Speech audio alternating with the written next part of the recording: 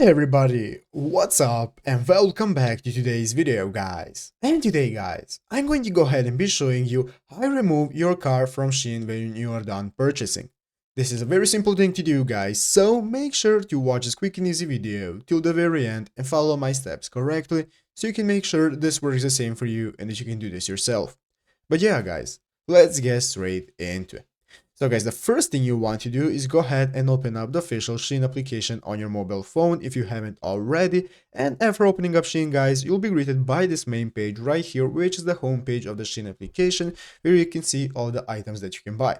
So as you can see, here are the items in the shop section, and at the bottom of the page we can see all the pages we can access, such as shop. We can see the category right here. We have the new section, cart, we can see the me option, we can see where we can see our orders and so on.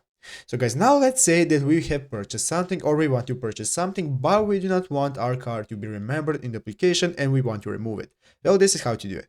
First thing guys, go ahead and find what you want to buy. So guys, go ahead and select that you want the item that you want to buy, click add to cart, and after you have added it to your cart guys, just go ahead and proceed to checkout. So as you can see, now we can go ahead and proceed to checkout by clicking our cart right here in the upper right corner, and now we can go ahead and after checkout we can go ahead and select what our payment option is. So as you can see guys, if you click on PayPal, you have the option to select remember my PayPal account details. So what you want to do guys is make sure that isn't selected. So guys, when you go ahead and select your card, as you can see currently have not added a card, so just go ahead and add a new card that you want. And after you have added the card guys, go ahead and select the same option that you see right here that says remember my card details. Just go ahead and select that. As you can see, the option will appear right there, and after that you can go ahead and place your order and your card will be removed after purchasing.